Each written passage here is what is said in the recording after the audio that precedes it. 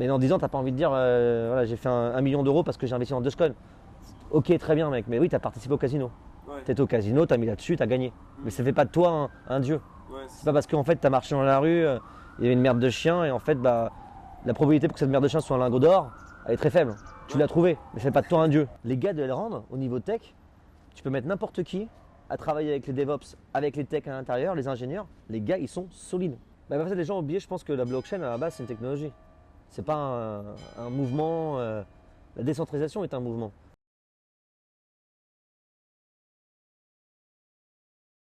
Salut tout le monde, aujourd'hui on se retrouve à Lisbonne, du coup dans les headquarters de Rekt, StakeDAO, Stake Capital, Blackpool. Donc un endroit assez sympa, on a une belle vue avec Julien.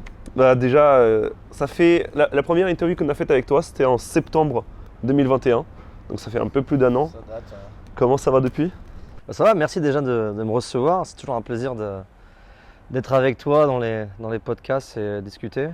Moi, ça va très bien. Ouais, toujours vivant dans l'écosystème. Donc, c'est déjà, je pense que dans cet écosystème de la DeFi qui est assez toxique, c'est un bon statement.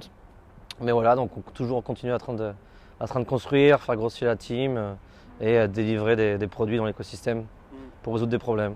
Ouais, non, c'est d'ailleurs, je pense que le sujet le plus dont on a le plus dont on a le plus parlé, c'était le bear market qui est arrivé entre la dernière fois où on a discuté, où il y avait tout qui était beau, il y avait la DeFi qui commençait, tout le monde était heureux, tout le monde gagnait de l'argent, et maintenant où les gens ils savent plus quoi faire, ils savent plus où aller. Donc déjà, on a vu qu'il y avait beaucoup d'entreprises, beaucoup de boîtes, que ce soit CeFi ou DeFi, qui ont perdu leur CEO. Est-ce que toi, tu as l'intention de partir ou tu... Non, moi ça va, je suis là, j'ai pas l'intention de partir.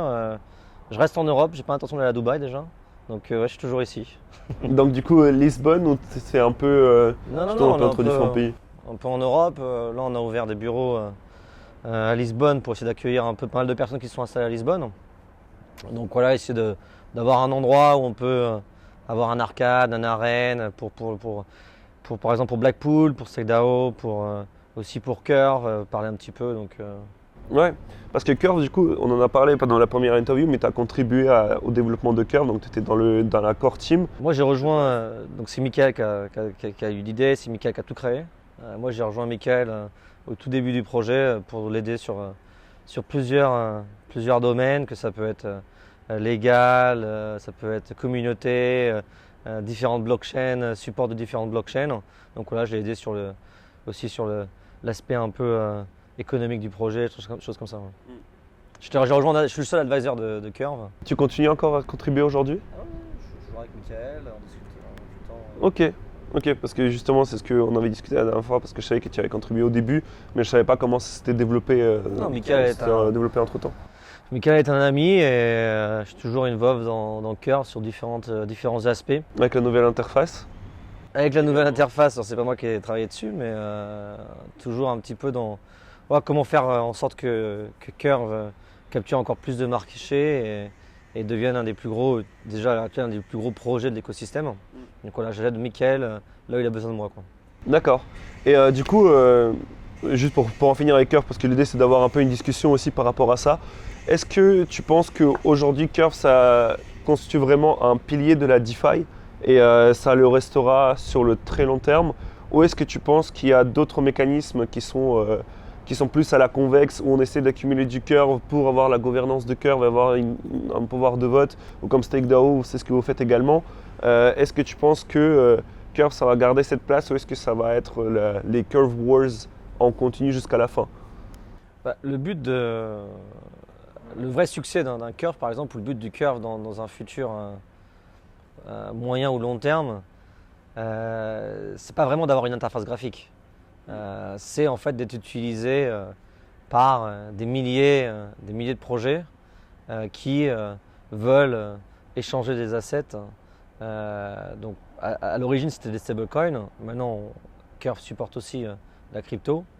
Et le but voilà, c'est de pouvoir en fait c'est d'utiliser que Curve soit utilisé sans que les gens le sachent. Et donc parce qu'en fait c'est un vrai protocole. Et donc oui, beaucoup de projets vont se monter dessus et vont créer de l'accumulation des produits pour accumuler des curves et pouvoir participer dans la gouvernance de Curve. Car si Curve continue à capturer et être aussi un leader dans le monde de la DeFi, on peut envisager au-dessus de 10 millions, entre 5 et 10 millions de profits, de rewards qui sont distribués toutes les semaines. Et donc forcément, les personnes qui ont un pouvoir décisionnel sur Curve vont pouvoir capturer cette valeur. Et donc il y a une énorme compétition à qui est-ce qui va avoir le plus de gouvernance sur Curve. Donc je pense qu'on a délivré un produit qui était assez étonnant et assez compétiteur sur l'écosystème, qui s'appelle Liquid Locker, qui en fait comparé à Convex permet d'accumuler de la puissance de Curve, mais aussi de donner l'opportunité à l'utilisateur de garder son pouvoir de décision et pouvoir après faire un système de bribe. Donc Liquid Locker par StakeDAO intègre directement le fait de pouvoir récupérer les profits associés à cette gouvernance et aussi de pouvoir le surplus de gouvernance, de pouvoir le vendre sur une marketplace pour pouvoir arriver à choper des bribes. Deuxième gros sujet, c'est la régulation. Ça a été un gros sujet cette année, d'autant plus en bear market, et on voit qu'aujourd'hui on a deux avis très distincts qui sont créés, celui de Sam Bankman-Fried de FTX et de l'autre côté Eric Worre. Quelles sont tes pensées par rapport à ça? Qu'est-ce que tu penses est bon là-dedans? Qu'est-ce que tu penses qui est totalement absurde? Parce que je sais que Rect se sont prononcés dessus, sur la régulation proposée par Sam Bankman-Fried. Il y a beaucoup d'autres gens, notamment Vitalik Buterin, il a également donné son avis. Mais quelle est ton opinion là-dessus, sur la régulation en général, la régulation crypto et ensuite la régulation proposée par les deux? Nous on a écrit, on s'est positionné sur Rect. Rect a pour objectif d'étudier et de comprendre ce qui se passe dans le monde de la DeFi et sur un niveau un peu plus macro, donc la macro-politique, macroéconomie, et de savoir si en termes de communauté, de comprendre les enjeux de ce qu'on est en train de construire. Est-ce que ça va vraiment révolutionner la société? Est-ce que ça va la révolutionner dans tout ce qui est de mieux ou pas? Est-ce que c'est vraiment des Eldorado qu'on construit ou c'est plutôt redistribuer les cartes et les redonner à une nouvelle élite? C'est des questions fondamentales que tout le monde, je pense, qu'il faudrait que tout le monde se pose. Et donc Rect, nous on crée des vidéos, on a des releases récemment ultra volatiles, une vidéo qui a un message très fort dans l'écosystème. En fait, Sam et Eric, ils jouent sur deux plans différents. Eric, il est plus en train de contrôler des projets énormes dans l'écosystème de la DeFi. Et donc en fait, il peut avoir ce message il me faut un peu l'éthos il faut la décentralisation, il faut au maximum et il faut enlever les entités centralisées. Donc c'est ce qui correspond vraiment à ce qu'on est en train de construire en mode DeFi et décentralisation. Et lui, Sam, il joue plutôt sur le rôle comme CZ de Binance, où ils veulent avoir une des plus grosses sociétés au monde. Et forcément, quand tu auras une des sociétés les plus grosses au monde, tu essaies de te positionner un peu comme ce qu'avait fait Mark Zuckerberg avec Facebook en Web 2, c'est de te positionner sur un mélange entre la CeFi et la DeFi. Et donc essayer de charmer les gens de la régulation, les gens qui sont au pouvoir, les politiciens, pour pouvoir arriver à faire rentrer le produit. Il faut savoir en fait que la DeFi, on parle un petit peu moins maintenant d'1 trilliard, on parle de milliards de volumes par jour d'échanges. Et par exemple sur Curve, on peut avoir entre 500 millions et 3 milliards de volumes en une journée. Il faut savoir que les FX fait 6 trilliards. Donc la DeFi, c'est une goutte d'eau dans le monde de la finance. Donc si tu veux, et tu as pour ambition de devenir un des plus grosses sociétés, un peu comme Coinbase ou ce qu'a fait Coinbase, tu dois en fait te positionner par rapport à la régulation et tu dois en fait avoir un produit qui permet aux régulateurs de voir tout ce qui se passe au niveau transactionnel et pouvoir contrôler ce que les gens peuvent faire. Donc ça, c'est forcément à l'encontre de la DeFi et de la vision de cette décentralisation, de pouvoir redonner le pouvoir, de pouvoir redonner le pouvoir d'action et économie aux personnes qui utilisent les produits. Donc on a enlevé un peu le tiers de confiance et de l'ensemble de l'économie, l'ensemble des profits qui sont générés sont redistribués aux utilisateurs. Il faut savoir que sur FTX, l'ensemble des profits sont redistribués à la compagnie Sam de FTX. Pareil sur CZ avec Binance, l'ensemble des profits sont redistribués à la compagnie Binance. Or sur un Curve ou un AV, l'ensemble des profits sont redistribués aux personnes qui sont acteurs du protocole et donc ils deviennent en participant, déposant de la liquidité, en empruntant ou en faisant un swap sur ces différents produits. Donc indirectement, vous récupérez un ownership de ce projet. Donc oui, c'est deux visions qui se combattent, mais c'est parce qu'en fait, ils veulent arriver à Eric, lui, veut continuer à exister un petit peu dans le monde de la DeFi et de l'écosystème parce qu'il n'a plus de produit qui permet d'avoir une énorme traction sur le marché. Alors que lui, Sam, il est déjà un des leaders, potentiellement, je pense, le plus gros builder dans l'écosystème de la DeFi. Et pourtant, il drive un produit CeFi. Donc tu parles de la DeFi pour ça, mais est-ce que tu l'entends par rapport à Solana, par rapport à tous les projets qui sont bâtis autour de FTX, ou est-ce que tu entends parce que dans sa proposition, ce qu'il avait dit, c'est que en fait, l'interface, le front, ne devrait être disponible qu'aux mecs qui sont certifiés, de ce que j'ai compris. Ensuite, l'interaction avec les smart contracts, elle serait disponible à tout le monde. Sauf que ça veut dire que, en fait, c'est un peu ce qui s'est passé dans le cas de Tornado Cash.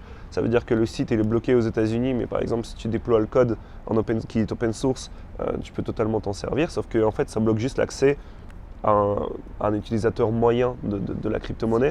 Non, c'est beaucoup plus fondamental parce que Tornado Cash, même si le front-end il n'est pas autorisé aux États-Unis et que les gens ou les gens disent on peut utiliser le smart contract directement, il faut savoir que l'ensemble des adresses qui interagissent avec le contrat sont flag au niveau de la SEC et de la Fed comme un wallet potentiellement dangereux et USDC a bloqué l'ensemble des wallets qui ont interagi avec Tornado Cash. Ce qui se passe en fait, c'est même plus en fait au niveau applicatif, c'est au niveau protocole. C'est-à-dire qu'en fait, c'est un peu USDC, c'est un peu un cheval de Troie qui a permis aux régulateurs américains de pouvoir en fait stopper un produit entre guillemets pseudo décentralisé qui ne peut pas être arrêté. Donc oui, le produit ne peut pas être arrêté. Ce qu'ils ont fait, c'est que l'ensemble des wallets qui ont interagi, qui ont un peu de dollars, qui ont interagi avec ce Tornado Cash, ils sont stoppés. Donc en fait, la monnaie, c'est un peu ce qui contrôle le monde. C'est toujours ce qu'on dit. Et là, en l'occurrence, on voit que les Américains, ils contrôlent encore la distribution monétaire sur un protocole décentralisé. Donc, ils pourraient très bien du jour au lendemain dire à l'ensemble des acteurs dans le monde, on arrête la DeFi et on interdit l'utilisation de USDC. Ils pourraient stopper complètement USDC. Et qu'est-ce que ça ferait? Ça ferait une énorme boule de neige, un collapse complet de la DeFi, parce que toutes les plateformes d'emprunt comme Aave, comme Maker, choses comme ça, ne seraient plus du tout collatéralisées. Et oui, du coup, on parle du coup de Tornado Cash et le pouvoir des Américains, mais ça commence également sur la blockchain directement avec Ethereum. On voit que les MEV bots qui proposent les blocs, en fait, ils sont 70% OFAC compliant. Ça veut dire que les adresses qui ont été blacklistées par le Trésor américain, en fait, leurs transactions sont beaucoup plus lentes et ne sont pas sûres d'être acceptées. Et du coup, cette centralisation d'Ether qui est arrivée avec le Proof of Stake, est-ce que tu as un avis là-dessus? En fait, je pars un peu dans tous les sens parce que j'ai préparé tous les trucs, mais en fait, au fur et à mesure qu'on parle, Mais du coup, quel est ton avis sur la décentralisation ou la centralisation de l'Ether? Est-ce que le Proof of Stake, c'est un bon choix? Est-ce que l'Ether en fait va devenir de plus en plus compliant? Et si oui, quelles sont les conséquences? Le problème en fait, c'est qu'on prend à l'heure actuelle, on prend le problème à l'inverse en fait. On dit, il y a des gens qui sont en train d'attaquer les validateurs qui font du proof of stake. La majorité sont aux États-Unis et ça permet en fait de censorship le protocole. Ce qu'il faut en fait, c'est réfléchir sur comment arriver à la décentralisation. Arriver à la décentralisation, c'est pas par le fait d'aller faire tourner un nœud par exemple. Je vois des fois sur Twitter, pour la décentralisation, il faut qu'on ait un DApp node. Un DApp node et après, en fait, il me faut aussi un backup 220. Puis en fait, il me faut aussi un 5G parce que ça tombe. En fait, le setup, il coûte, je sais pas, 5 000 euros quoi. Et non, ça, c'est pas de la décentralisation. Ça, c'est un peu du lobby, on fait tourner le petit validateur chez soi. Mais ça ne participe pas à la décentralisation. La décentralisation, en fait, c'est un moyen qui permet de faire tourner un outil sans vraiment savoir qu'on le fait tourner. Donc en fait, si demain, l'ensemble des téléphones, en installant une petite application, l'ensemble des IoT devices, c'est ton réfrigérateur ou n'importe quoi, font tourner un Proof of Stake validateur Ethereum, là, ce sera extrêmement compliqué pour les régulateurs, pour des enforcement, de pouvoir arrêter le protocole. Et là, on peut arriver à dire que le protocole est centralisé.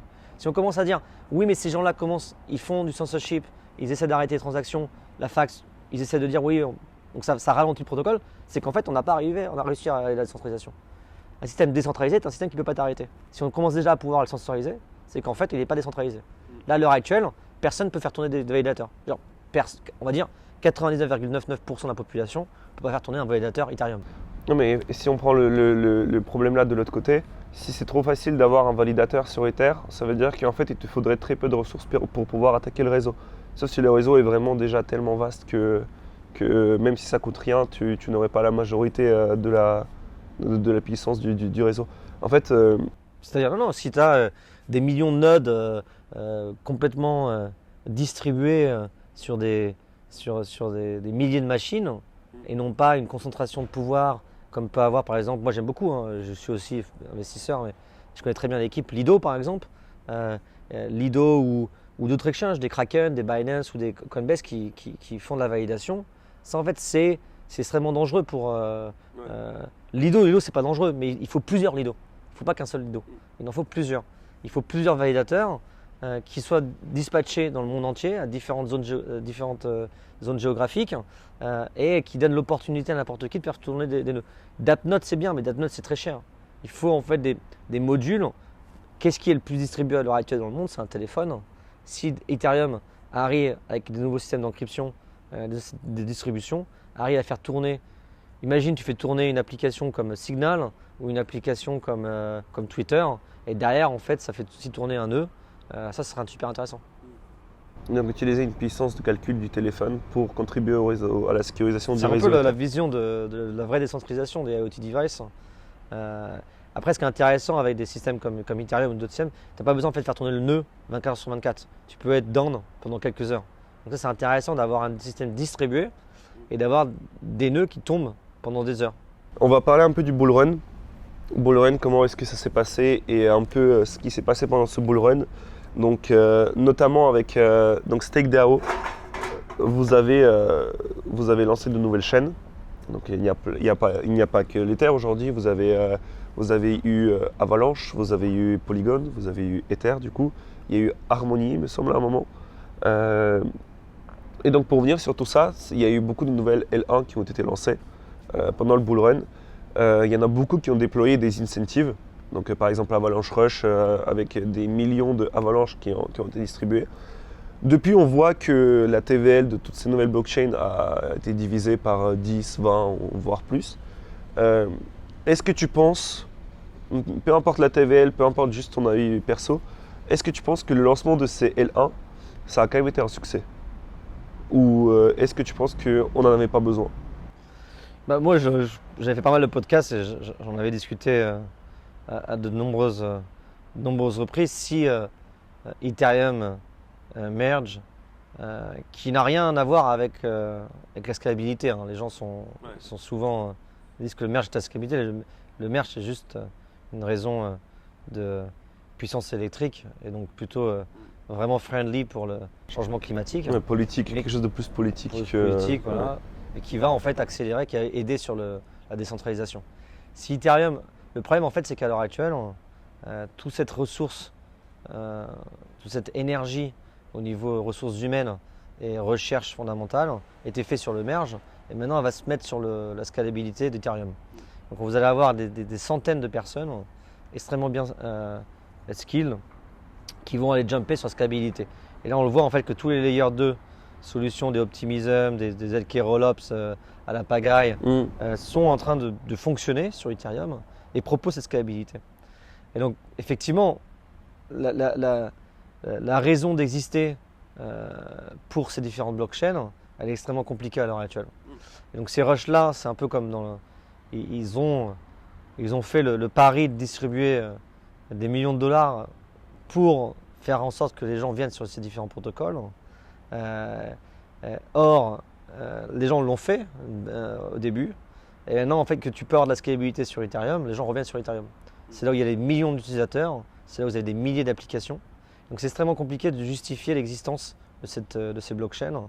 Et le rush a participé à pouvoir attirer de la TVL et des utilisateurs.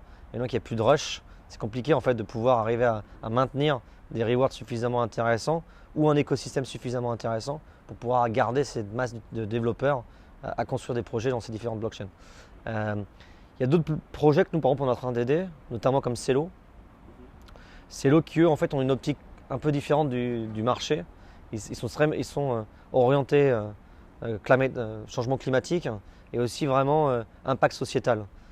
Et ils vont faire un système d'incentive, mais pas un système d'incentive purement on yield farm et on dump et après on s'en va, quoi. Avec des nouveaux concepts qui arrivent derrière, qui vont être des concepts économiques et de gouvernance et de lobby. Donc en fait directement comment arriver à prendre des pourcentages de curve pour un long terme succès et non pas un short terme économique, profit ou choses comme ça. Très bien. Dernière fois quand on s'est vu avec toi, c'était à Cosmos, à Paris. Et tu avais pris la parole justement à cette conférence et tu as dit que les tokenomics Cosmos n'étaient pas assez intéressantes, que Atom ne jouait pas un rôle assez intéressant dans l'écosystème et que au final, plus la valeur de Atom baissait et plus ça témoignait du succès de l'écosystème Tendermint et IBC. Entre-temps, Cosmos ont sorti leur nouveau white paper et Atom 2.0 avec de nouvelles propositions, avec notamment l'interchain security, etc. Est-ce que tu penses que ça va réellement avoir un changement sur l'écosystème Atom? Est-ce que tu penses que c'était quelque chose à quoi toi tu aurais pu t'attendre lorsque tu as pris la parole, lorsqu'ils voulaient faire un changement, ou alors est-ce que tu penses que c'est toujours pas suffisant? En fait, le problème, et c'est un bon problème, Cosmos c'est très orienté technologie, très orienté système de gamification, crypto. Donc c'est très, en fait, c'est un vrai protocole en fait. C'est des outils pour construire des blockchains décentralisées et Tendermint peut très bien être utilisé pour la scalabilité d'Ethereum, des choses comme ça. Donc Layer 2 et d'ailleurs beaucoup de projets dans l'écosystème, que ce soit DYDX, vont s'orienter vers Cosmos normalement, vers Tendermint. Ou d'autres protocoles qu'on utilise dans l'Ethereum utilisent en fait le système de settlement, utilisent en fait le système de layer de Tendermint. Le problème en fait c'est dans Cosmos, c'est que les projets qui se construisent n'ont pas besoin d'atomes. Donc en fait indirectement le succès d'un projet qui est relié par exemple à son token, que ce soit n'importe quel projet sur Cosmos, il n'y a vraiment aucune utilité à Cosmos token, aux atomes. En fait Atom par lui-même, par définition, vraiment haut level, est un projet. C'est le but en fait. Cosmos est un projet. C'est un projet de l'écosystème, un hub, comme n'importe quel autre hub. Donc, par exemple, Osmosis pourrait avoir plus de valeur que Atom par exemple. Parce que Atom est un écosystème. Donc en fait, indirectement, si tu prends vraiment la définition même, comment le protocole de Cosmos Tendermint fonctionne, tu te rends compte en fait que tu as Tendermint qui est plutôt en fait l'univers de cette blockchain. Cosmos est un projet de cet univers avec Atom, mais d'autres projets peuvent se construire. Et donc, justifier l'existence d'un Cosmos avec Atom, c'est compliqué. Mais du coup, pour toi, l'interchain security qui arrive, ça veut dire que les validateurs Atom peuvent valider les transactions sur les autres blockchains. Moi, comment est-ce que je le vois? Ils peuvent, mais ils ne sont pas obligés. Oui, voilà, c'est ça. Et pour moi, c'est utile pour les nouvelles blockchains qui se lancent. Mais par exemple, Osmosis ou Evmos ou Juno n'ont aucun intérêt à passer par Atom puisque ça ne ferait que diluer les rewards qu'ils repayent à leurs propres stakers. Quand vous construisez un système dès le départ, vous n'avez pas besoin du token natif pour pouvoir faire fonctionner correctement la blockchain, vous n'avez aucun intérêt à le faire. À part si c'est plutôt dans un esprit de redistribuer. À part si par exemple, si c'était fait dans le protocole qu'une partie des profits de chaque projet qui utilise Tendermint devrait redistribuer une partie, par exemple, je sais pas, 10% ou 20% de l'entièreté pour pouvoir faire continuer le protocole à évoluer au niveau recherche, tout ça, et une partie redistribuée aux stakers de Atom. Donc, en fait, l'ensemble de n'importe quel projet qui sont construits sur Tendermint, pour pouvoir bénéficier de la sécurité et tout, sont obligés, au niveau natif, de redistribuer des rewards et les gens qui peuvent en bénéficier, c'est ceux qui stake les atomes. Et il y a une autre limite que je vois aussi à l'IBC et à Tendermint et à Cosmos en général, c'est que chaque nouveau projet en fait ça devient une blockchain avec leur propre token, avec leur propre consensus, leur propre système de validation. Et en fait au bout d'un moment on se retrouve avec 25 DEX qui représentent 25 blockchains, on va se retrouver avec des exchanges perp de tokens et au final on se dit mais en fait est-ce que réellement on en avait besoin ou comment est-ce que ça va se passer en fait? La boulangerie du coin ou quelqu'un qui essaye, je sais, souvent je discute de ce projet-là, je sais pas, la communauté doit un peu m'haïr par rapport à ça, mais il y a un projet qui fait du climate change, qui fait du carbon offset sur Cosmos. Ça fait 3 ans qu'ils s'amusent à monter un validateur avec des faire tourner des blockchains, des choses comme ça. Leur but, le produit même de cette blockchain, de ce projet, c'est de participer à combattre le changement climatique, absorber du carbone. Or, ils ont fait quoi pendant les 3 dernières années? De la recherche pour faire tourner soit du code, soit des validateurs. Mais ça, le produit, c'est pas en fait de faire tourner des validateurs. Le produit d'un projet, c'est de résoudre un problème. Ouais. Or là, ils n'ont rien fait du tout par rapport à ça. Donc oui, je pense qu'ils ont même participé à aller à l'encontre du changement climatique. Parce qu'en faisant tourner des validateurs, en faisant tous ces trucs-là, bah oui, ils ont juste imprimé, ils ont juste consommé l'électricité et consommé des ressources. Et le problème, c'est ça dans le Cosmos. C'est que si, je sais pas, une boulangerie vend du pain, elle n'a aucun intérêt à faire tourner un validateur. Elle n'a aucun intérêt à faire tourner un network de validateurs. Elle utilise un protocole. Mais c'est ça qui est intéressant et qui est un peu compliqué pour Cosmos, pour Tendermint, pour l'écosystème, c'est que chaque projet doit être un network de validateurs. Ouais. Ça déjà c'est hyper dangereux en fait pour la scalabilité, pour le réseau, pour l'énergie, pour toutes ces choses-là. Ce qui est intéressant par exemple avec des blockchains comme Solana, comme Polkadot, comme Avalanche, comme Ethereum, c'est qu'ils ont en fait un network, une base fondamentale, qui par exemple Ethereum, le protocole qui permet de faire des transactions bas level avec de la sécurité, avec vraiment le concept de sécurité. Et dessus, vous montez des composants. Donc en fait, c'est plutôt un système modulable avec des composants. Vous voulez de la vitesse, vous allez sur une certaine Rosetta Rollup. Vous voulez de la privacy, vous allez sur telle ou telle technologie. Vous voulez être sur les NFT, vous allez avoir telle ou telle technologie. Et ça se plug sur le protocole natif. Et ce qui fait qu'en fait, vous n'avez pas besoin d'avoir un network de validateurs pour faire tourner une boulangerie. Ouais, non, je suis d'accord. Et je pense que moi j'aime bien l'écosystème Cosmos parce qu'ils étaient toujours dans l'idée de on laisse tout à tout le monde, les gens ils font ce qu'ils veulent, nous on Ah non, vous mais aide, on l'écosystème les Cosmos, accompagne. c'est un des meilleurs écosystèmes de builders. Niveau tech, même les gens qui sont à l'intérieur, ils ne sont pas du tout en mode. Les gens qui travaillent sur Cosmos, l'équipe et tout, moi je les connais depuis les débuts de Cosmos, des Sunny, des Zaki qui ont construit des projets. Tout ça, en fait, tout l'écosystème, il est extrêmement solide. Par rapport à beaucoup d'écosystèmes, je dirais que c'est un des top 3 écosystèmes dans la blockchain.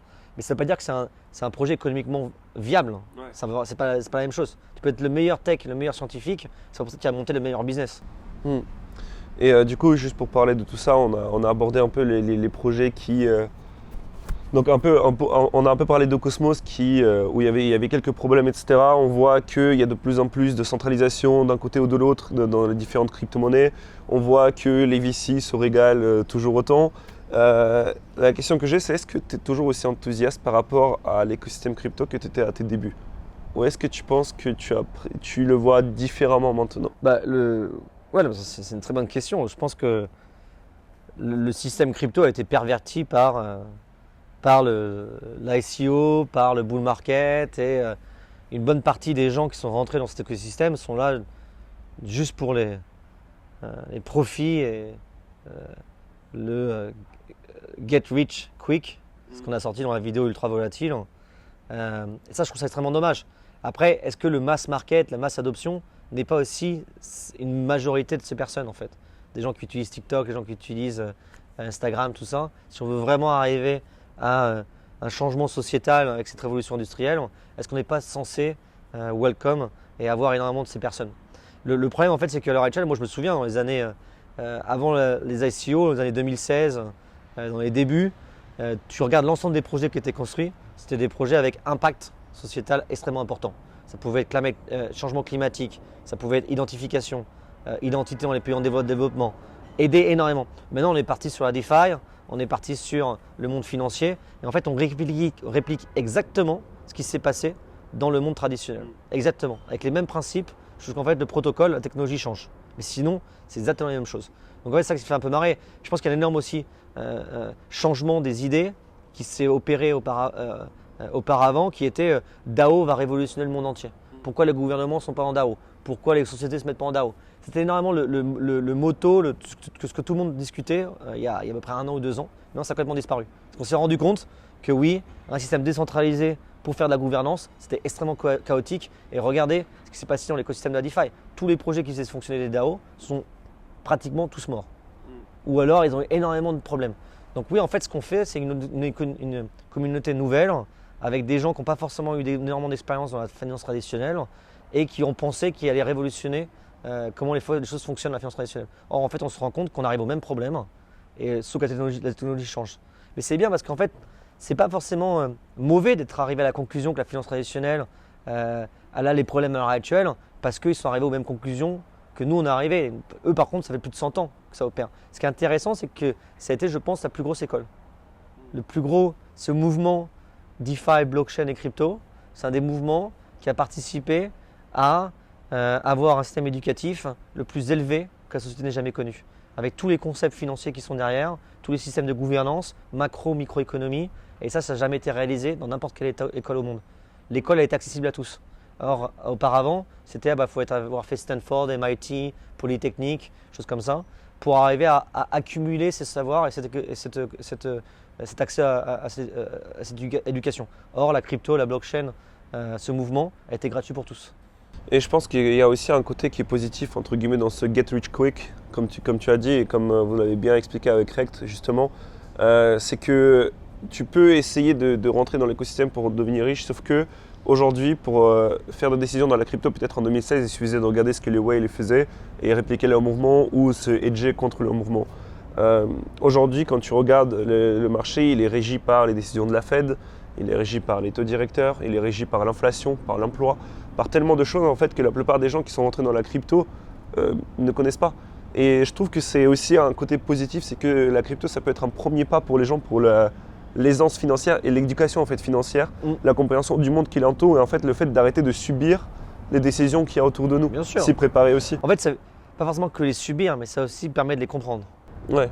De comprendre pourquoi telle ou telle décision est faite au niveau macroéconomie, de comprendre pourquoi tel ou tel pays fait certaines choses. En fait, on comprend. Et on n'est plus dans le ah mais c'est complètement débile comme décision. Mais en fait, on comprend qu'il y a du 4D chess, qu'il y a énormément de décisions macroéconomiques entre pays, qui ne sont pas que des décisions économiques, mais aussi des décisions de lobby, des décisions de guerre internationale, de contrôler un pays, de contrôler ses populations pour arriver à certaines fins. Et ça, en fait, quand on les comprend, on permet de les juger, mais non pas les juger d'une façon ignare, mais vraiment d'une façon intellectuelle.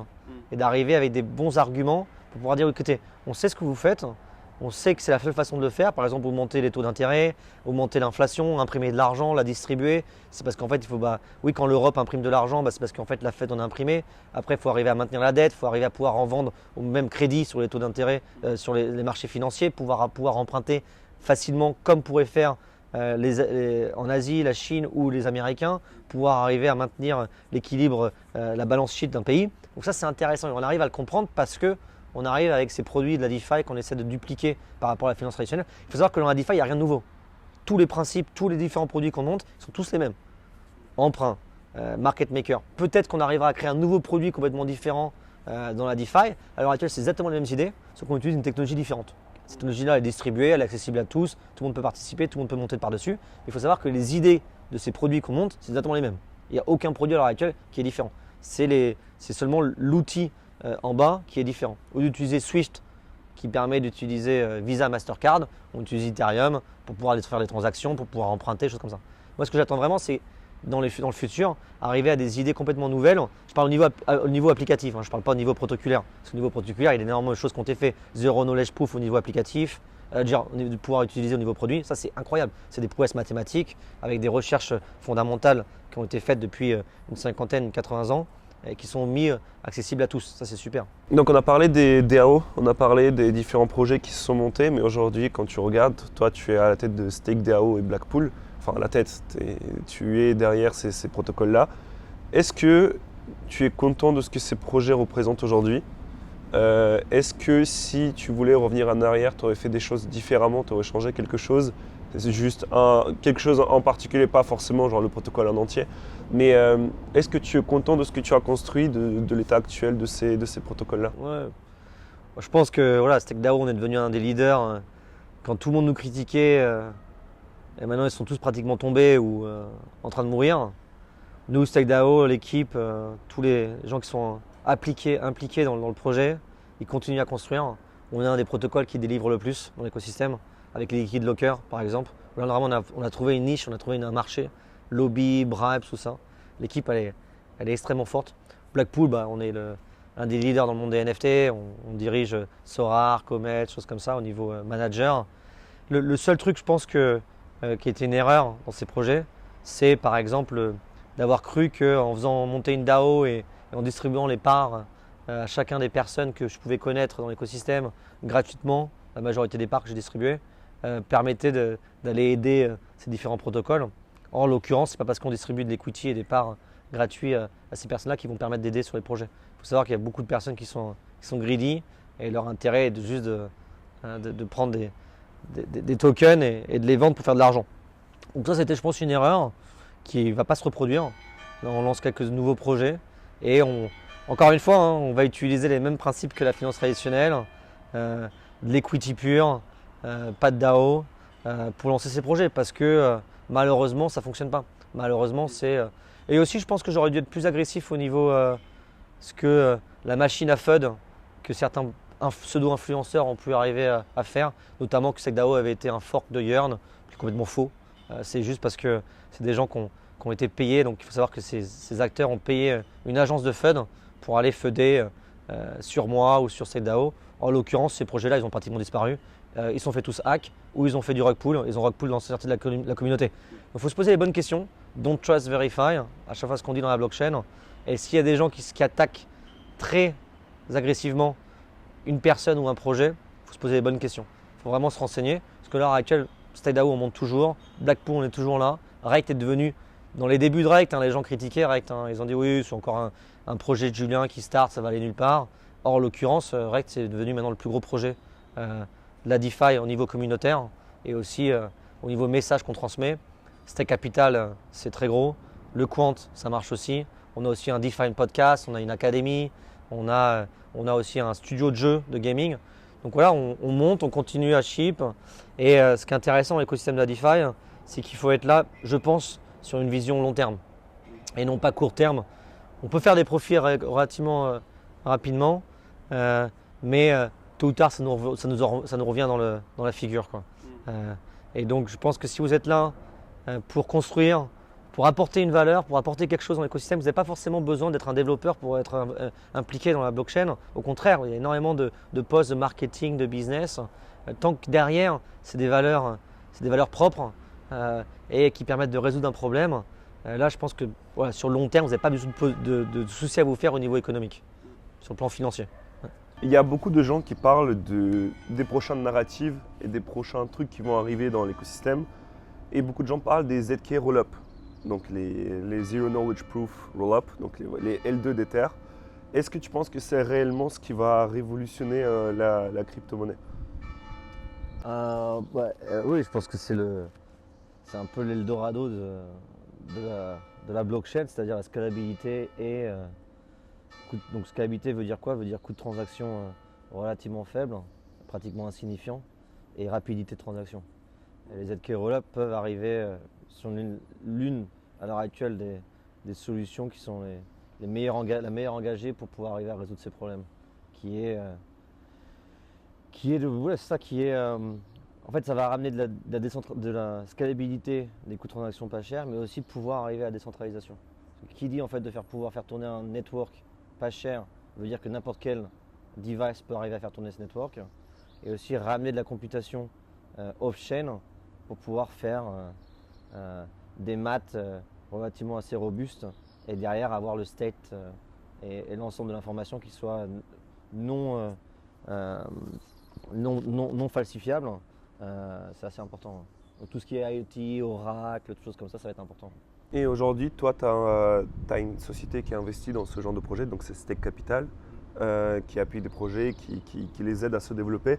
Est-ce que tu as investi dans ce genre de solutions et si oui, lesquelles du coup?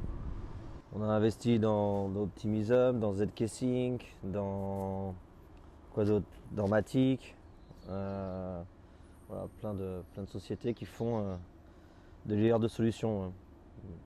Et après aussi des bridges. Et il y a aussi une question que j'ai perso parce que investir dans des bridges, c'est aussi un pari. Est-ce que c'est un pari sur le fait que l'entreprise pourra se revendre, donc ça veut dire que c'est en equity, ou est-ce que ça veut dire qu'il y a des bridges qui vont sortir un token qui va servir à quelque chose à un moment?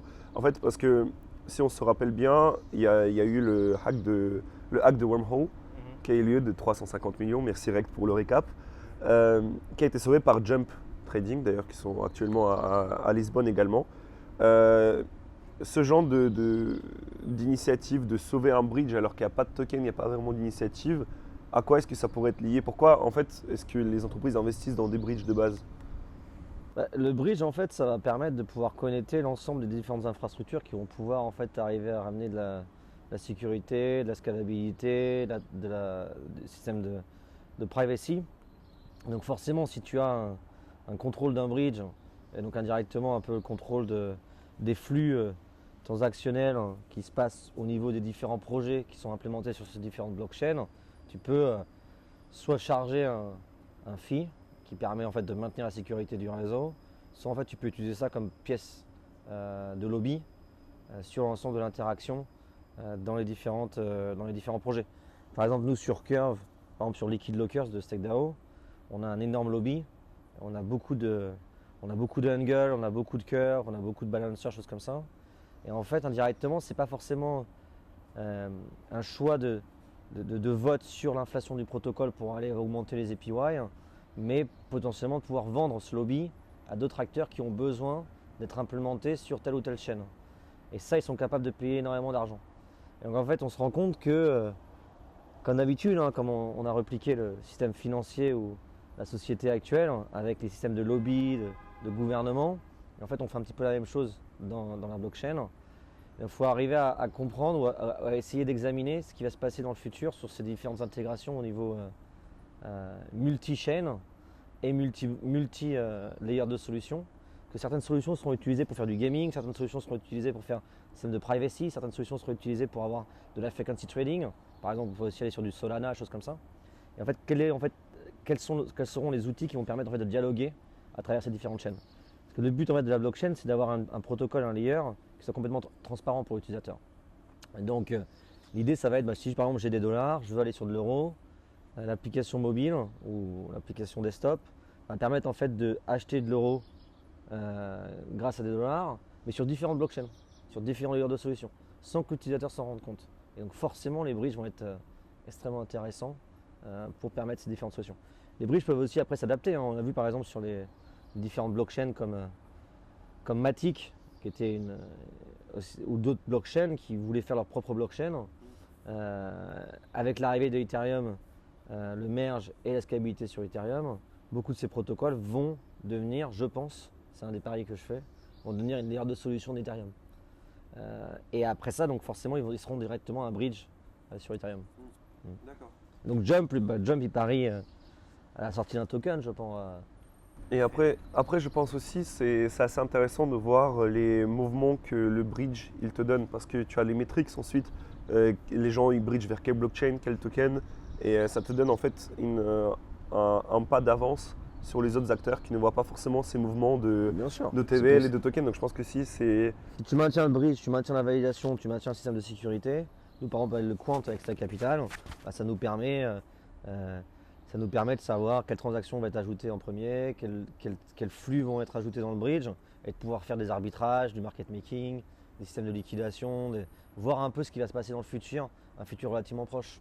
Et surtout si on va sur la scalabilité, il va falloir des infras en fait où là on va commencer à taper dans ce qu'est la finance traditionnelle, où on parle vraiment de high frequency trading, et là il faut descendre à sub-microsecondes ou sub-millisecondes sur des interactions.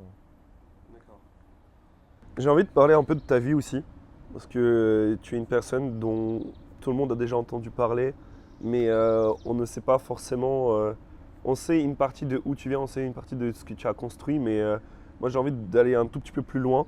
Donc déjà la première question qui est assez relativement simple, on va dire, c'est comment est-ce que tu es arrivé dans les cryptos et à quel âge?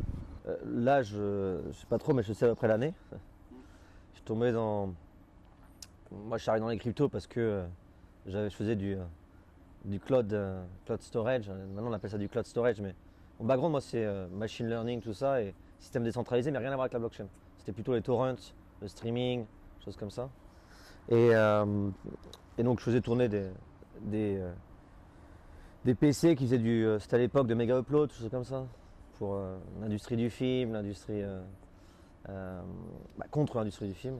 de la musique. Et donc j'ai fait tourner des algos qui étaient complètement gratuits, hein, notamment alors, je ne sais plus comment il s'appelait cet algo, mais de European Space Agency qui permettait en fait de fournir de la puissance de calcul de ton PC gratuitement pour pouvoir découvrir de nouvelles étoiles dans l'univers. Ça, tout le monde pouvait le faire fonctionner sur son PC. Et en fait, l'idée c'est d'avoir en fait les meilleures stats avec des amis. Et un des algos que j'ai fait tourner, c'est pas moi qui l'ai découvert, hein, c'est un ami qui m'a dit de faire tourner cet algo. C'était pareil, c'était Bitcoin. Donc je suis tombé dans les débuts en 2011. Le début. Bitcoin c'est bien avant, hein, mais 2011. Quand même 2011, on rencontre pas souvent des gens qui sont dans le Bitcoin depuis 2011. Donc, Fin 2010, début 2011. Ouais. Après, je suis tombé dans Mt. Gox. Je pense que j'étais un des premiers clients de Mt. Gox qui s'est fait hack, qui a perdu la majorité de. À l'époque, il y avait plus de 80% de la supply de Bitcoin qui était sur Mt. Gox. Ouais, c'était ça. Et donc, bah voilà, hein, c'est comme ça que c'est arrivé. Mais je ne suis pas tombé dans le milieu comme je pense des gens qui peuvent être arrivés avant moi ou quoi et qui disent oui, j'étais là pour les valeurs, et je m'étais renseigné sur un système décentralisé. Tous ces trucs-là, moi pas du tout. Moi, je suis tombé dedans parce que c'était pour s'amuser à un jeu vidéo ou un truc comme ça, quoi. et du coup, le chemin que tu as eu entre découvrir ça pour le méga upload, pour les torrents, etc., à aujourd'hui diriger un groupe qui regroupe plusieurs entreprises dans la crypto-monnaie. Si tu devais décrire rapidement ton parcours en quelques mots, et peut-être choisir 3 ou 4 mots pour décrire juste ce que tu es devenu aujourd'hui et ton parcours de ces débuts-là, d'un gars qui fait tourner ça sur son PC dans son appart, à j'ai une entreprise qui a plusieurs centaines de millions sous gestion. T'es mon psychologue, quoi. Ouais, C'est un peu. Ouais. rendez-vous intime, confession intime. En fait, j'ai envie de voir comment est-ce que cette évolution a eu lieu. En fait, Bah, je pense que d'un œil extérieur, l'évolution est fulgurante et les gens disent ouais, incroyable et tout, mais moi, de mon point de vue et de ce que j'ai vécu, c'est plutôt assez chaotique. Euh, Quand tu commences là-dedans au tout début, toi, Bitcoin, moi j'ai quand même fait, je pense, j'ai eu mon compte Boursorama qui a été fermé en 2013, je crois, parce que j'avais transféré la majorité, j'étais étudiant, je n'étais pas étudiant, je commençais à travailler, la majorité de mes euros sur Mt. Gox pour acheter, non, à l'époque c'était sur Kraken, je crois, ou sur Mt. Gox, j'ai transféré. Donc bah, tout ça, en fait, quand tu te fais fermer, c'est un peu compliqué, quoi. Et puis après, 2015, 2016, c'est un peu quand j'ai découvert à peu près Ethereum, que j'ai commencé à me dire, ouais, il y a vraiment un truc, on peut vraiment construire des choses, quoi. Et donc là, j'ai commencé à construire IDBox, Flying Carpet, tous ces différents projets. Et c'était dans un écosystème où les gens avaient encore confiance dans l'humanité et construisaient des projets pour révolutionner la société et non faire de la DeFi, des get rich quick. Et donc c'est super intéressant à l'époque. Je me souviens, on allait à des events, on était une cinquantaine, une centaine, vraiment tout petit que les events. Mais je veux dire que j'ai eu à l'époque de Flying Carpet, d'Adibox, dans ce milieu, en fait, même j'ai participé à Game of Steak sur Cosmos. Toute cette période de 3-4 ans, c'était zéro salaire. J'ai quitté un énorme poste à Londres. Je faisais du consulting pour des gros groupes. Donc consultant, moi je gagnais énormément bien ma vie. Et j'ai tout quitté du jour au lendemain pour aller sur 3 ans sans faire un seul salaire. Et donc forcément, dans ton entourage proche et ta famille, les gens se posent des questions. Et donc tu es un peu considéré comme soit un gars complètement taré, soit un crétin, soit... ça arrive un petit peu... Toi, j'ai participé dans les débuts de Blablacar pour aider à conduire Blablacar. C'est du carpooling de Frédéric Mazella qui avait construit la société. Quand je faisais ça, les gens disaient mais ça sert à rien ce truc-là. Et en fait, ça a toujours été comme ça en fait. Sauf que maintenant, dans l'industrie, la crypto, elle est relativement assez bien acceptée. Tu dis que tu travailles dans la blockchain, la crypto, tu n'es pas critiqué. Mais il faut savoir qu'il y a quelques années, on me prenait pour un fou, un dangereux aussi des fois. Donc là, oui, on va dire que depuis 2017-2018, là, c'est un engouement incroyable. Mais chaque projet, je pense en fait, derrière chaque projet d'ailleurs, qui réussit ou pas, il y a vraiment il y a des galères, quoi. Il y a vraiment, puis il y a une communauté, la communauté est relativement assez toxique, extrêmement toxique même. même si on dit que la blockchain, la crypto, les DAO vont révolutionner la société et c'est vraiment l'Eldorado pour faire un monde meilleur, en réalité, c'est encore plus toxique que la finance traditionnelle. Euh, et oui, donc on s'est fait attaquer. Hein. Moi, quand j'ai commencé StakeDAO, énormément de FUD dans l'écosystème alors qu'on était une super équipe qui construisait. Donc, super aujourd'hui, on est devenu un des plus gros protocoles avec Liquid Locker dans l'écosystème, avec plus de 300 millions d'assets under management.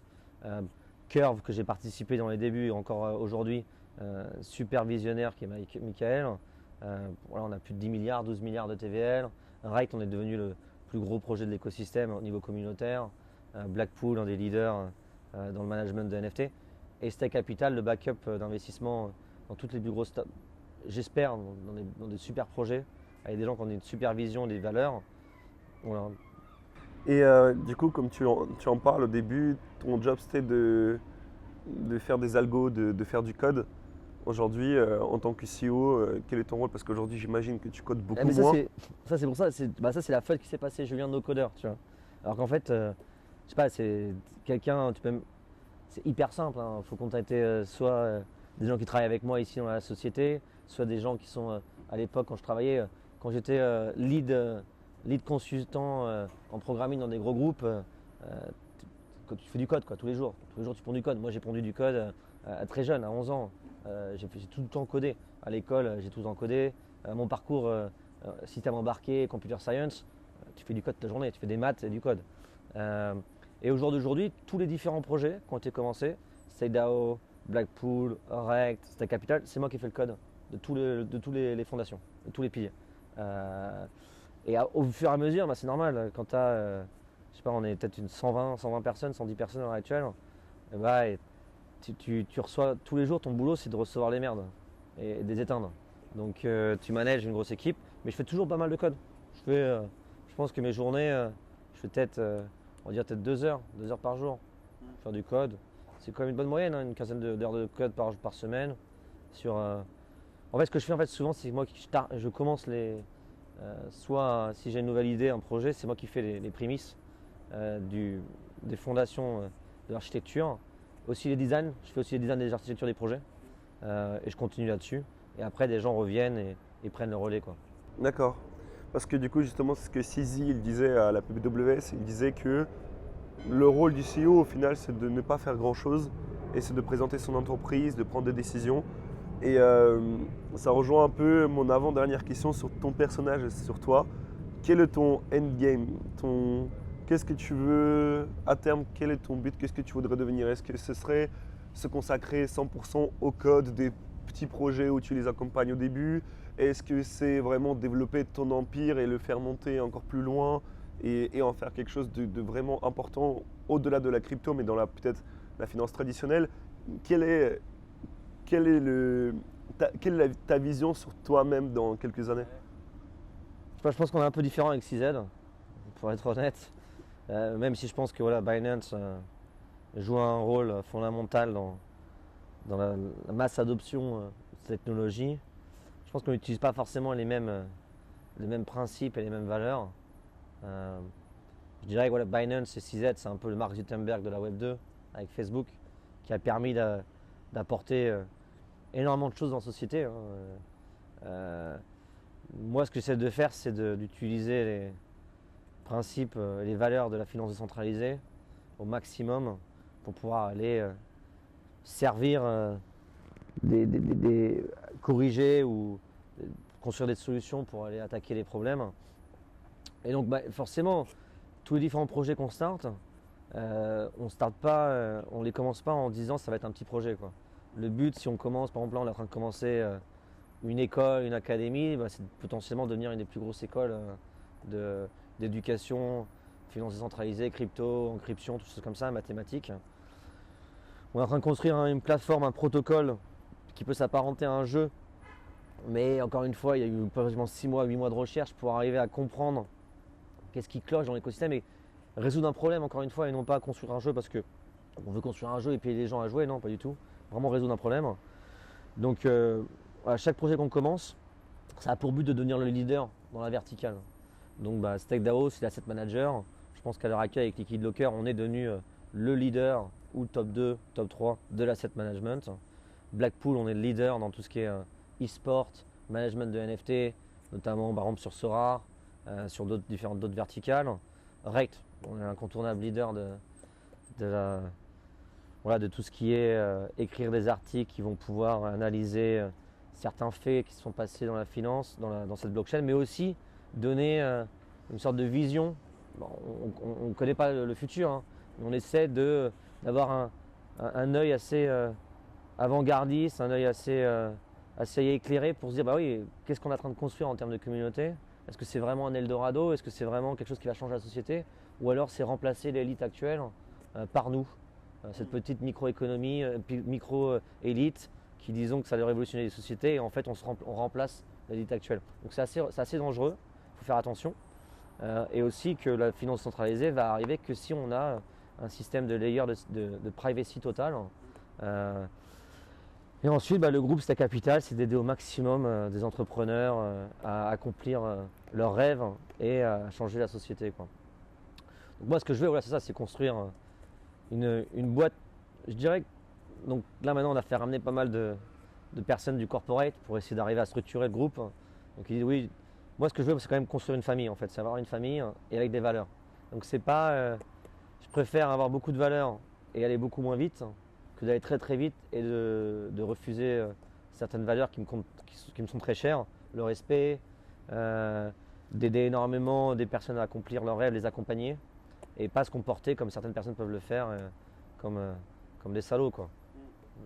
Alors, ce que j'essaie de faire, après il faut demander autour de moi si c'est vrai, parce qu'on ne sait jamais, des fois on a une façon de penser les choses et en réalité c'est différent, quoi. Et justement, ça rejoint un peu la dernière question que j'avais pour toi par rapport à tout ça. Tu t'es montré assez critique avec André Cronje notamment, donc, le créateur de Fantôme, Yearn, etc., qui a gagné énormément d'argent pendant le bull run avant d'exit le... Gagner ou voler? Ça c'est... c'est des questions, je ne sais pas tout, donc je n'ai pas toutes les réponses. Mais pour le coup, tu as été très critique par rapport à ça, et notamment par rapport au fait que énormément de personnes idolâtraient André Cronje, etc. Et toute son équipe. Et on a vu ça assez souvent arriver avec Sifu, avec CZ, avec SBF, avec André. Et, mais toi, qui justement tu me parles de toutes les entreprises que tu as créées qui sont leaders dans leur propre milieu, aujourd'hui, est-ce que... Parce que par exemple, quand on parle de toi, il y a beaucoup de gens qui disent « Ah ouais, mais lui, c'est le boss de la finance décentralisée, c'est le mec que tout le monde... ils te mettent en fait sur un piédestal aussi, tu vois. » Et est-ce que tu penses que c'est dangereux de ton côté d'idolâtrer les personnages comme toi ou comme d'autres? Et est-ce que tu as déjà eu affaire à des fans, entre guillemets? Quelle est ta réponse par rapport à ça? Je pense en fait qu'il y a deux... En fait, ça dépend. En fait, si tu deviens une sorte d'idole ou d'influenceur ou peu importe, sur des mauvaises fondations. Par exemple, nous on a dit mais énormément, par exemple Saifu, on a fait des recherches, par exemple Dokun ou André. Il faut savoir que André, malheureusement, 100% des projets où il a été involved, il y a du rug pulling. Les gens ont perdu de l'argent. Les gens se sont fait hack. Dans l'approche d'André, c'est sûrement, moi je le connais André, c'est un personnage que j'apprécie personnellement, mais niveau travail et environnement, niveau en fait de cette aura, il cherche à attirer l'attention et devenir l'icône et un peu un dieu. Un peu comme Elon Musk au final. Voilà. Le problème en fait c'est en utilisant des outils extrêmement dangereux qui sont quand tu dev en prod sans faire... oui c'est sûr, construire un projet sans être audité, construire un truc qui résout un problème, ça va extrêmement vite. Parce qu'en fait, ce qui prend du temps, c'est de ne pas se faire hack. C'est pas en fait, c'est donc dire désolé, le code je viens de le publier, mais sur mon déployeur, c'était pas vraiment intentionné, je voulais pas que les gens mettent dessus. Non, ça marche pas. Après, dans l'équipe de Yearn ou dans l'équipe d'autres personnes dans l'écosystème, il y a des gens formidables. Batank, tout ça, c'est des gens formidables. Le problème, c'est qu'eux aussi, je pense qu'ils ont adultré, ils ont pris pour André un peu un dieu. Moi, ce que je veux dire en fait, c'est que si en fait ton aura et ton statut de idole est fait sur des principes qui sont mal intentionnés qui sont dangereux et qui ont causé des torts à beaucoup de personnes, là c'est extrêmement mauvais, quoi. C'est extrêmement mauvais. Après, si tu deviens une sorte d'influenceur, mais qu'à la base, toutes les questions peuvent être posées, tu t'es challengé sur n'importe quel front et tu peux arriver à répondre. Et c'est pas. En fait, le problème, en fait, c'est un peu pour ça qu'on avait créé ApeTax. C'est des gens en fait qui suivent des personnes juste parce que en fait, c'est un peu comme voilà, ils vont vers la falaise, ils tombent, mais c'est normal, quoi. C'est lui qui nous a dit. Ça, c'est extrêmement mauvais. Il faut en fait suivre quelqu'un ou voilà, le respecter, peu importe, je veux dire, l'idéaliser sur des concepts pragmatiques, cartésiens, mathématiques, des faits, quoi. Des faits, voilà. Don't trust, verify. Et je pense que c'est extrêmement important. Quand par exemple l'écosystème de Rekt ou l'ensemble de la communauté disait écoutez sur Luna et Terra, ce protocole n'est pas basé sur des faits mathématiques, sur une approche cartésienne, il faut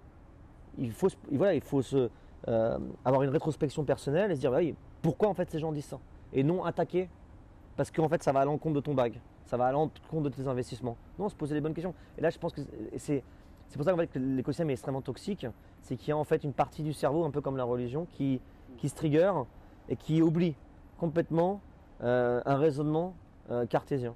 Dire mais non mais regarde, 1 plus 1 égale 2, or en l'occurrence ici c'est pas le cas.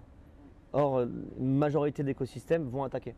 Et en fait on se retrouve avec quoi? On se retrouve avec des projets qui ont une super technologie, avec des gars qui montent des technologies incroyables, on peut citer des noms, des Angle, des Morpho, des Atlantis, des gars comme ça, qui n'ont pas forcément énormément de TVL, parce qu'en fait ils n'ont pas forcément le concept FOMO derrière, qui va faire en sorte que les gens vont dire ah super, ce token là il va faire x100, donc forcément le projet est super intéressant. Après pour recap, moi j'ai rien contre les gens de l'écosystème, hein, j'aime bien tout le monde. Non, mais c'était juste pour avoir plutôt l'idée de en fait quand tu as des fans et que tu es mis sur un pédestal, comment est-ce que tu réagis par rapport à ça, quoi. Ouais. T'as bien répondu, donc pour moi c'est bon. On va faire 3-4 dernières questions et puis après ça on sera bon. Il y a une question qu'on pose à tout le monde et cette question c'est au-delà de toutes les entreprises, au-delà de tout ce que tu as créé, dans quoi est-ce que tu investis à titre personnel? On a eu des gens qui parlaient des entreprises de tech qui innovent réellement et on a eu des penny stocks anglais qui investissent dans le vin, qui pensent qu'il y a de l'évolution là-bas.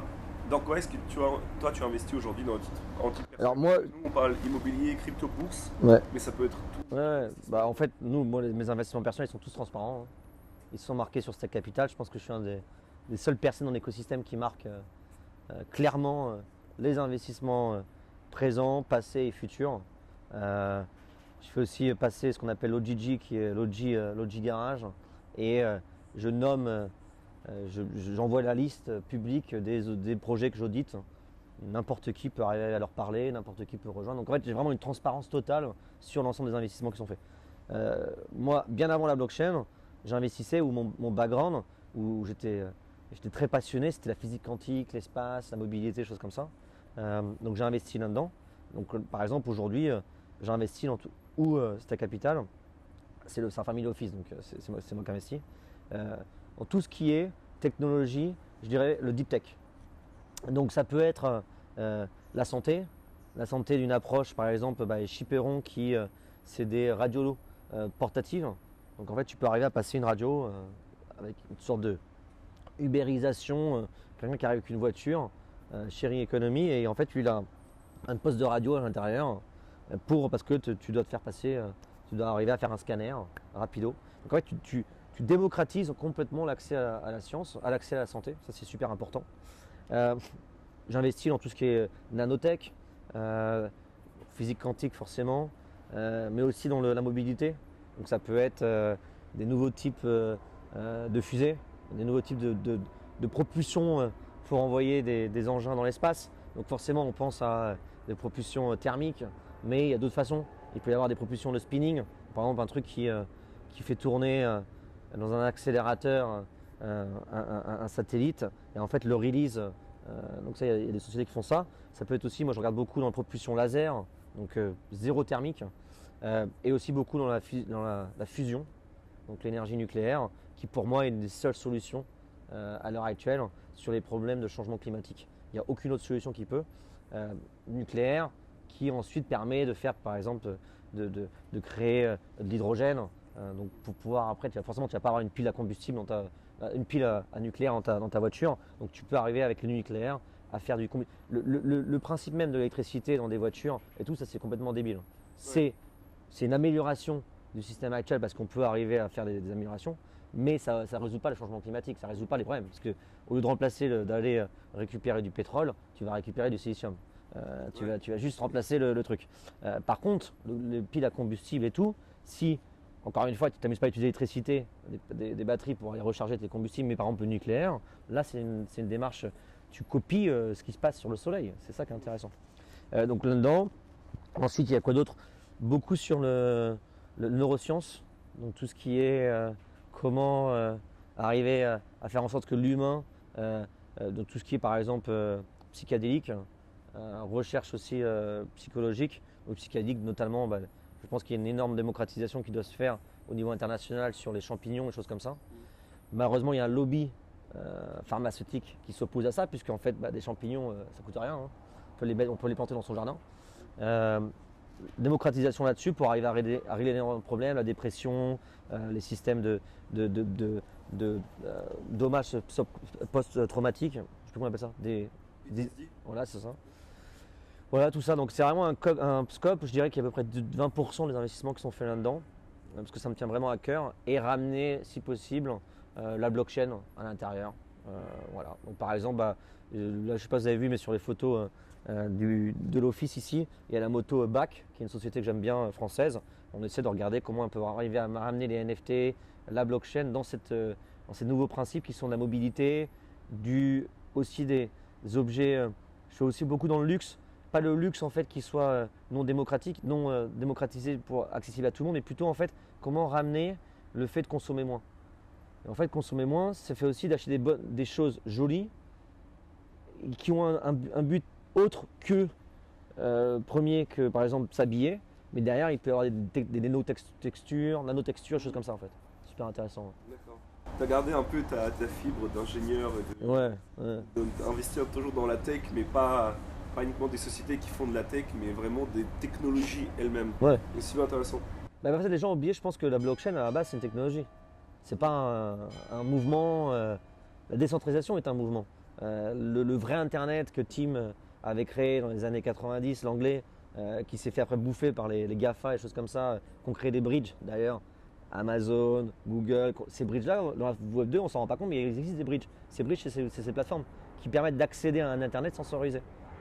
Parce que le vrai Internet, le dark web, qu'on te fait penser, grâce au lobby, que c'est un truc mal intentionné, avec des gens très dangereux dessus, pour acheter des choses forcément très... En fait, c'est vrai Internet. Et les bridges existent déjà dans la Web 2. Mais là, on peut arriver... Donc, le mouvement de décentralisation, c'est le Web 3. Et c'est la décentralisation. La blockchain est une technologie, mais il y a d'autres technologies qui peuvent être ajoutées. Le Zero Knowledge Proof, c'est de la technologie qui se plug sur la blockchain. Ouais. Mais il peut y avoir plein d'autres trucs, les IoT devices, les satellites, énormément de choses. Il faut vraiment plutôt voir ça comme un mouvement et non le blockchain, c'est Dieu, quoi. Ouais. Moi, je suis plutôt d'accord avec toi. C'est super intéressant parce que tu dis des choses que... Et c'est la même discussion qu'on a eue quand à Cosmos, tu as dit, ouais, vos économiques sont pétées, tu vois. C'est de dire des choses qui ne sont pas forcément à ton avantage parce que tu construis dans la blockchain, mais derrière, c'est aussi des choses qui sont raisonnées, en fait, qui ont lieu d'être, tu vois. Toujours une approche cartésienne, se poser les bonnes questions. Quelqu'un qui va m'attaquer sur un projet que j'ai construit, c'est une bonne critique. J'ai tout intérêt à analyser la critique, essayer de la comprendre et à essayer d'améliorer les choses. Plutôt que de dire non, c'est pas vrai. Et j'ai fait énormément d'erreurs. Et c'est là-dessus, je pense que les critiques constructives, c'est les meilleures. Parce que les critiques, les choses on dit ah c'est trop bien, c'est trop bien. Oui, c'est bien, mais ça n'apporte pas forcément de valeur, quoi. On va passer sur un sujet qui est un peu touchy. On en a parlé à Surfing Bitcoin.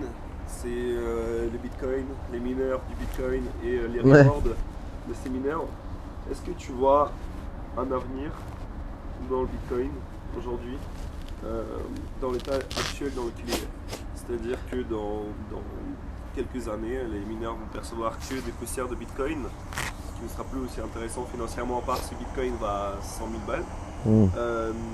Est-ce que tu vois une suite au Bitcoin actuelle et est-ce que tu vois des améliorations qui pourraient être faites? Apparemment, suite à Bitcoin, j'ai pas regardé, mais je crois que je me suis fait pas mal attaquer. J'étais à la table ronde de l'enfer là où tu étais, c'était C'était terrible à regarder parce que d'un côté, tu avais les Bitcoin Maxi qui, eux, sont, ouais, Bitcoin, c'est la seule crypto-monnaie qui existe. Et de l'autre côté, tu avais cette approche de dire, bah, en fait, le Bitcoin n'est pas parfait. Ils disaient, oui, on le sait, mais c'est quand même le meilleur. En fait, la raison même pourquoi les Bitcoins ils disent que Bitcoin c'est la meilleure blockchain, c'est qu'en fait, qu'est-ce qu'ils appellent l'expression, c'est attaque étatique. Ok. Voilà, ça c'est le fameux mot étatique. Alors ça, ils le racontent tout le temps. Par rapport à Ethereum. Or, juste avant ce panel, il a passé 1h30 à nous raconter que Bitcoin peut être attaqué de plus de centaines de façons. Donc en fait, n'est pas censorship résistante. Ouais. Parce qu'en fait, il peut être attaqué. Donc, à partir de là, si il nous raconte qu'au moins une dizaine de façons différentes, tu peux attaquer Bitcoin, donc c'est pas censorship résistante, en quoi en fait Bitcoin est beaucoup mieux qu'un Ethereum ou une autre blockchain? En fait, ils sont carrément la même. L'Ethereum ou Bitcoin à l'heure actuelle, ils peuvent être attaqués de la même façon. C'est les deux, ils sont attaquables. C'est un fait. Et le problème de l'écosystème de Bitcoin, et c'est arrivé à toutes. Quand tu regardes en fait toutes les civilisations qui ont contrôlé à un moment donné l'histoire de l'humanité, ont péri parce qu'ils sont devenus sectaires et toxiques. Là, à l'heure actuelle, le plus gros danger de Bitcoin, c'est pas forcément sa technologie, c'est la communauté. Ouais. La communauté qui est réfractaire à la science et à l'évolution technologique.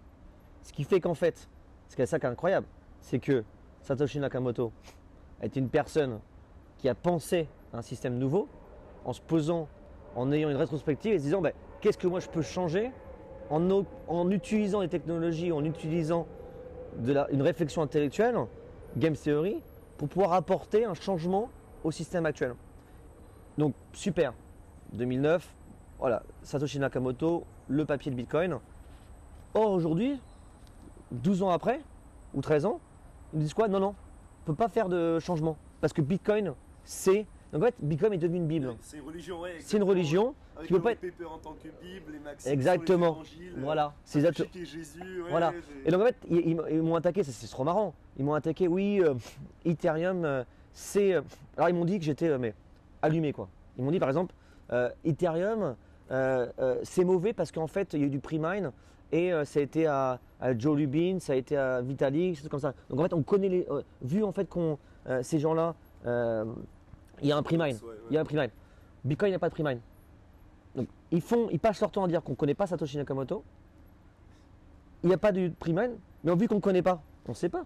Donc en fait, tu ne sais pas si Satoshi Nakamoto, ça se trouve Satoshi Nakamoto c'est Joe Lubin, ça se trouve en fait c'est un État, ça se trouve en fait c'est DARPA, ça se trouve en fait c'est un... Tu avais dit que c'était la NSA aussi, ça peut être n'importe quoi. En fait, si tu ne sais pas, tu ne sais pas ce que tu ne sais pas. Donc pourquoi aller dire à tout le monde, bah non, Bitcoin c'est pur. Attends, t'as passé 1 heure à nous dire que Satoshi Nakamoto tu le connais pas. Donc en fait tu le connais en fait, ou tu le connais pas. Donc en fait non c'est... C'est un peu le chat de Schrödinger. Ouais, c'est... Ah non, Satoshi Nakamoto, franchement il est pur, c'est trop bien, on le connaît pas, donc forcément Bitcoin est pur. Attends, je comprends pas. Verified, don't trust. Si tu ne connais pas, comment tu peux te dire en fait que... Et donc ça c'est un bloqueur. Là, ils sont bloqués et ils disent oui, Julien il est complètement allumé, il nous sort un truc complètement fumoir. Ben non, 1 plus 1 égale 2, un axiome, tu ne le connais pas, donc comment tu peux dire que cette personne que tu ne connais pas n'est pas représentée par un groupe, une entité mal intentionnée qui aurait pu créer Bitcoin pour pouvoir ensuite par la suite te contrôler et pouvoir arriver à spread une puissance dans le monde. Et dans l'histoire de l'humanité, c'est plutôt ce cas-là qui s'est toujours posé. C'est toujours en fait des initiatives technologiques qui à la fin sont retrouvées derrière, avec des gens derrière, comme ça, du 4D chess. Donc ça c'est incroyable. Et du coup, est-ce que tu penses que Bitcoin il va rester comme il est aujourd'hui? Si la communauté ne change pas de Bitcoin, si en fait leur système même de dire pour que Bitcoin puisse exister, il faut être toxique, alors c'est extrêmement dangereux. Okay. Parce que la toxicité, ça n'a jamais ramené la création d'une nouvelle, d'une amélioration d'une civilisation, de conquérir des nouveaux parts de marché. On peut le voir, hein, les Grecs, Napoléon, pas Napoléon, mais les Grecs, toutes les civilisations dans le passé sont tous écroulées à cause de ça, quoi. En restant réfractaires, en maintenant leurs idées, en essayant de ne pas faire des recherches, parce qu'en fait ils avaient déjà des acquis et ça leur permettait en fait de pouvoir contrôler les gens. Et donc à l'heure actuelle, mais j'ai discuté après avec Kevin, ça qui est intéressant, j'ai jamais parlé de ça ou tweeté. Et j'ai demandé, et en fait on discutait sur le principe et il a avoué que oui, Bitcoin en fait pour lui en fait, euh, il- toutes les autres blockchains, ça c'est leur mot qui sort direct quand tu leur parles, c'est un shitcoin. T'as même pas ouvert la bouche, tu parles tiens une nouvelle blockchain, ah shitcoin. Ça se trouve, ça pourrait être une technologie bien plus avancée que Bitcoin. Non, shitcoin. En fait, pour eux, il ne peut pas y avoir de recherche intellectuelle, recherche scientifique qui permettrait de remettre en cause une avancée technologique de plus de 13 ans, parce que c'est comme ça. Et il m'a dit, ouais, c'est shitcoin, tout ce qui est à côté, c'est shitcoin. Et après, il a réussi à avouer à la fin que Bitcoin était aussi un shitcoin. Ça n'a jamais été dit, mais je pense qu'on pourra en discuter. Je pourrais envoyer le petit message sur Twitter, parce qu'on avait par une réflexion, une analogie, on était arrivé à démontrer que Bitcoin était aussi un shitcoin. Mais ouais, moi je te rejoins sur ce point-là, c'est que en fait, je préfère parler à un Bitcoin, à un Ether Maxi qu'un Bitcoin Maxi. Parce qu'un Ether Maxi, il va au moins. Ouais, je sais pas, il y a des gens. C'est exactement pareil dans l'Ethereum. En 2000, arrivé avec le boom des ICO ou un peu après, on a eu pas mal de monde qui sont arrivés, qui maintenant sont considérés comme des dieux dans l'écosystème, notamment des Anthony Sassal, des Larry de chez qui déjà? Pas Messari mais l'autre. Ah, Larry Cermak, tu veux dire? Ouais, ça marque. The Block. Lui, The Block, lui par exemple avait dit que Curve était un des plus gros projets de merde de l'écosystème. Il dit que le tokenomics, tout ça, c'était de la plus grosse merde. Voilà, il est head of research tu vois, de The Block. Ouais. Le truc en fait, tous ces gars-là, ils sont extrêmement toxiques. Maintenant, ils attaquent n'importe qui. Ou alors ils envoient, je sais pas, il y a énormément de trucs comme ça. Ethereum is money, Ethereum is air, Ethereum is world, tu vois. Des trucs mais complètement débiles. Et en fait, on rentre dans une toxicité. Et donc ces gens-là sont aussi toxiques que les gens qui sont dans Bitcoin. Et ils ont une sorte d'aura, et ils promulguent cette religion sur les réseaux. Alors qu'en fait non, si tu as une approche relativement scientifique et cartésienne et pragmatique, tu vas en fait regarder n'importe quelle technologie. Ouais. Tu vas prendre le pour. Moi j'aime bien la technologie de Solana au niveau tech. Après il y a sûrement des erreurs au niveau investissement, VC, choses comme ça. J'aime bien recherche scientifique sur Avalanche, sur Polkadot. J'aime bien en fait l'ensemble de la recherche scientifique. Et c'est surtout ça qu'il faut pas s'arrêter. C'est pas de s'arrêter aux frontières de ses investissements propres ou de son aura sur l'écosystème. Parce que ce qu'on veut faire à la fin, c'est changer les choses, c'est améliorer la société. Et il y a, pendant que nous sommes à Lisbonne aujourd'hui, donc il y a Solana Breakpoint, il y a l'événement de Blackpool en bas, il y a également un événement en France qui était le X-Day de Elrond. Et il y a eu beaucoup de débats là-dessus, il y a eu beaucoup de gens qui se sont prononcés en disant que Elrond c'était un énorme shitcoin, que c'était un projet à jeter, que c'était trop centralisé. Il y a beaucoup, par exemple Asher, donc Owen, il s'est pris pas mal de balles sur Twitter en disant qu'il était en train de mettre en avant une technologie de merde et que ça allait freiner l'adoption de la crypto en France, etc. Toi qui est qui est beaucoup dans la décentralisation, tu t'es prononcé sur Elrond, sur Twitter en disant qu'ils avaient une équipe solide et qu'ils aimaient bien la tech. Est-ce que tu peux expliquer un peu ton raisonnement par rapport à ça? Alors moi je connais Elrond depuis DEFCON Tokyo, dans les débuts. J'ai travaillé avec l'équipe de Elrond, dans le sens où on a regardé Alors Multiverse X maintenant apparemment. Donc, Multiverse X. ils se sont renommés, c'est plus Elrond, c'est Multiverse X. Ouais, bah, tu vois par exemple. En fait, Ça c'est une idée de merde pour moi, mais. non mais regarde, en fait, le truc c'est. Moi mon point en fait sur Elrond, c'est eux, ils étaient déjà plus avancés que par exemple NIR, au niveau de la tech. Les gars de Elrond, au niveau tech, tu peux mettre n'importe qui à travailler avec les DevOps, avec les techs à l'intérieur, les ingénieurs, les gars ils sont solides. Le problème d'Elrond, je pense, c'est un peu le même problème qui s'est passé peut-être avec Solana ou avec Tezos. C'est le problème d'investisseurs derrière, de VC, et aussi de marketing. Le gold truc, machin truc, l'écosystème, le truc. Ça pour moi je regarde pas ça. Pour moi, ça, je comprends pas en fait. J'arrive pas à comprendre le marketing, j'arrive pas à comprendre l'approche, j'arrive pas à comprendre même la communauté. Nous, on avait fait des validateurs avec Elrond, on n'avait pas oublié en fait, on est dit pour rien en fait, il n'y avait pas assez de place dans les validateurs et donc certaines personnes n'ont pas reçu 1 centime ou 2 centimes. Et là, on s'est fait attaquer. Voilà, la communauté d'Elrond est très agressive. Par contre, la tech, tout ce qui est Tu vois, NIR avait demandé, dans les réseaux sociaux et tout, avait regardé la tech de Elrond pour implémenter leur système le système de sharding. Et donc, moi, la tech, l'équipe et tout, derrière, les gars, ils sont solides. Après, je ne sais pas ce qui se passe au niveau marketing, au niveau token, au niveau investissement, au niveau centralisation. Ça, c'est autre chose. Niveau tech, c'est super. Est-ce que la blockchain va mourir? Est-ce que ça? Moi, je ne sais pas. Par contre, si tu gardes le code, le repo et tu lis la tech, pour moi, c'est très solide. Le sharding de Elrond était beaucoup plus avancé, même encore à l'heure actuelle, je pense, que NIR Protocol. Ce que NIR Protocol, c'est backé et ils ont un écosystème américain. Ils sont très bons, ils masterisent le marketing. Et Elrond, ils n'ont pas forcément cette puissance de force et ils se retrouvent à faire des Metaverse X ou Universe X. Quoi. On va passer à la fin de cette interview. Pour clôturer cette interview, c'est une question un peu universelle. Et j'ai repris un de tes tweets où tu as dit Money doesn't make you smart.